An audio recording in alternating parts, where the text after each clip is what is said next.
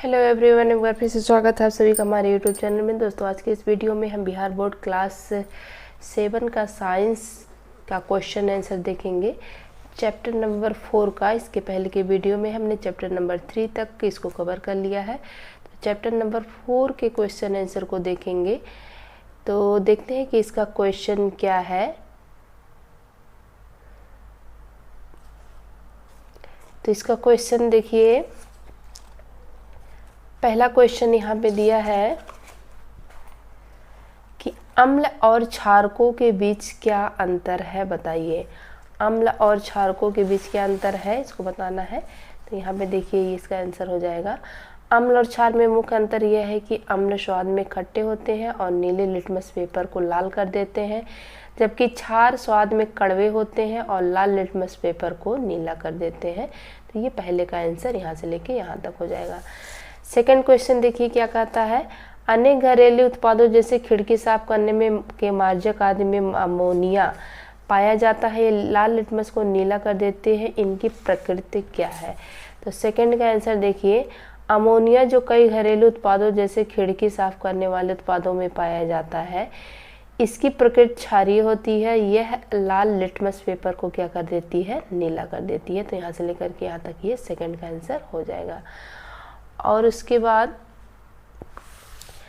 ये देखिए, थर्ड का क्या है, थर्ड क्वेश्चन क्या है। उस स्रोत का नाम बताइए जिससे लिटमस विलयन को प्राप्त किया जाता है, इस विलयन का क्या उपयोग है। तो देखते हैं, ये थर्ड का आंसर हो जाएगा। लिटमस विलयन लाइकेन नामक पौधे से प्राप्त किया जाता है। इसका उपयोग अम्ल और क्षार की पहचान करने के लिए किया जाता है। यहाँ से लेकर के यहाँ तक इसका आंसर हो जाएगा।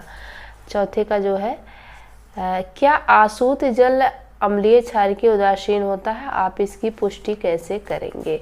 तो यहाँ पे देखिए, आसूत जल उदासीन होता है क्योंकि इसमें नीला या लाल लिटमस डालने पर इसके रंग में कोई परिवर्तन नहीं होता है। यही उदासीन माध्यम या विलयन की पहचान है। तो यहाँ से लेकर के यहाँ तक ये चौथे का आंसर हो जाएगा। पांचवे का आंसर देखिए क्या है, ये उदासीन के प्रक्रम को एक उदाहरण देते हुए समझाइए।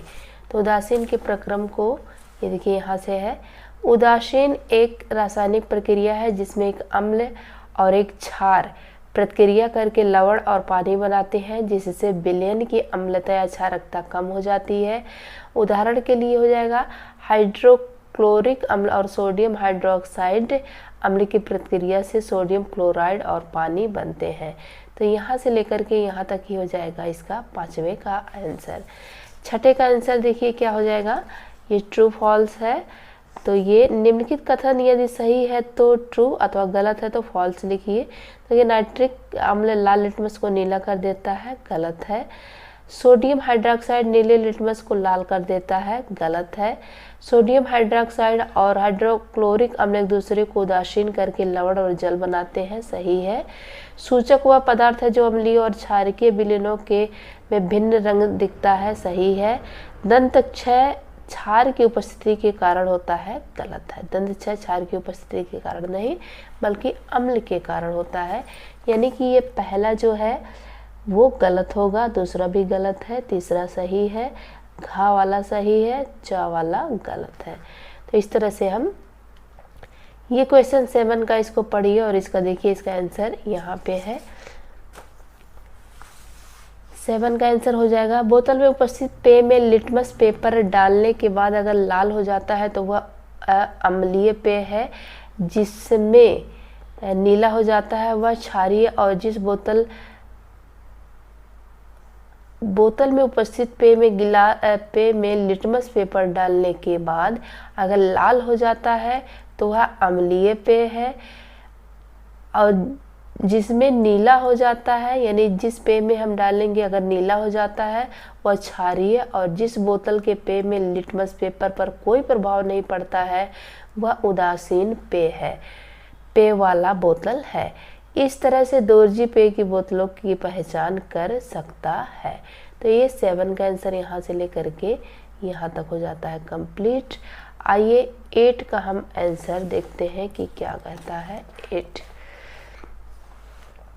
देखिए कह रहा कि जब आप अति अम्लता से पीड़ित होते हैं तो प्रति अम्ल की गोली लेते हैं, क्यों, ऐसा क्यों होता है? तो देखिए इसका आंसर हो जाएगा क्योंकि प्रति अम्ल पेट में मौजूद अतिरिक्त अम्ल को निष्क्रिय कर देता है। यह अम्ल को बेअसर करके पेट की जलन और दर्द को कम करता है। तो 8वें का आंसर यहाँ से लेकर के यहाँ तक हो जाएगा 8वें का। 8वें का खा देखिए क्वेश्चन क्या कहता है, जब चींटी काटती है तो त्वचा पर कैलेमाइन का विलयन लगाया जाता है, क्यों? तो इसका आंसर देखिए यहाँ पे क्या हो जाएगा, क्योंकि प्रति अम्ल पेट में मौजूद अतिरिक्त अम्ल यहाँ से है, क्योंकि यह त्वचा में इंजेक्ट किए गए अम्लीय द्रव के प्रभाव को बेअसर करता है, जिससे जलन और खुजली से राहत मिलती है। कैलेमाइन से जिंक कार्बोनेट होता है। कैलेमाइन में जिंक कार्बोनेट होता है जो एक क्षारीय पदार्थ है और अम्ल के प्रभाव को कम करता है। तो यहाँ से लेकर के यहाँ तक ये 8वें का खा हो जाएगा। 8वें का गा देखिए क्या कह रहा है, कारखाने के अपशिष्ट को जलाशयों में बहाने से पहले उसे उदासीन किया जाता है। तो इसका आंसर दिया यहाँ पे दिया है, क्योंकि कारखानों के अपशिष्ट में अक्सर अम्लीय पदार्थ मौजूद होते हैं जो पानी में मिलकर उसे अम्लीय बना सकते हैं, जिससे जलीय जीवन को नुकसान हो सकता है। इसलिए इन अपशिष्ट को उदासीन किया जाता है ताकि वह जलाशयों में रहने वाले जीवों के लिए सुरक्षित हो जाए। तो गा का यहाँ से लेकर के यहाँ तक आंसर हो जाता है। आइए देखते हैं 9वां क्वेश्चन क्या कहता है। आपको 3 द्रव दिए गए हैं जिसमें से हाइड्रोक्लोरिक अम्ल है, दूसरा सोडियम हाइड्रोक्साइड और तीसरा शक्कर का विलयन है। आप हल्दी को सूचक के रूप में उपयोग करके उसकी पहचान कैसे कर पाएंगे? तो इसका आंसर देखिए ये हो जाएगा कि जब हम हल्दी को सूचक के रूप में उपयोग ये गलत यहाँ से है, ये 9वें का। जब हम हल्दी को हाइड्रोक्लोरिक अम्ल में मिलाते हैं तो इसका रंग नहीं बदलेगा, जबकि यह सोडियम हाइड्रोक्साइड के साथ लाल हो जाएगा। तो यहाँ से लेकर के यहाँ तक ये 9वें का आंसर हो जाता है कंप्लीट, यहाँ से लेकर के यहाँ तक। 10वां क्वेश्चन देखिए क्या कह रहा है कि नीले लिटमस पत्र को एक विलयन में डुबोया गया, यह नीला ही रहता है, विलयन की प्रकृति क्या है, समझाइए। तो यहाँ पे देखिए क्या है, यदि नीले लिटमस पत्र को विलयन में डुबोने पर वह नीला ही रह जाता है तो विलयन की प्रकृति या तो क्षारीय है या तो उदासीन है। तो 10वें का यहाँ से लेकर के यहाँ तक आंसर कंप्लीट हो जाता है।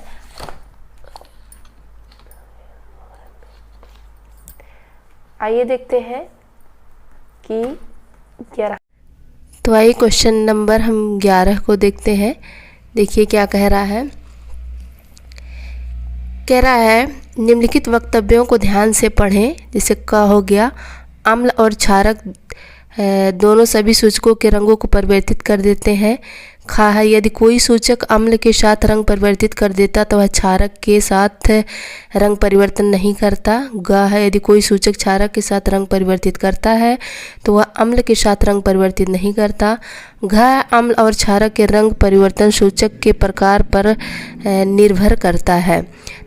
उपयुक्त में से कौन सा वक्तव्य जो है सही है? तो इसमें से देखिए केवल लास्ट वाला ये सही है, बाकी सब गलत है। यहाँ ये 11 का घ वाला सही है, बाकी सब गलत है। तो इस नंबर पर हम, इस ऑप्शन पर हम टिक करेंगे। तो इस तरह से हमने चैप्टर नंबर 4 के सभी क्वेश्चन को कंप्लीट कर लिया है। नेक्स्ट वीडियो में हम चैप्टर नंबर 5 को देखेंगे। तो वीडियो कैसे लगा कमेंट में ज़रूर बताइएगा। वीडियो को लाइक करिएगा, चैनल को सब्सक्राइब करिएगा। वीडियो देखने के लिए थैंक यू, धन्यवाद।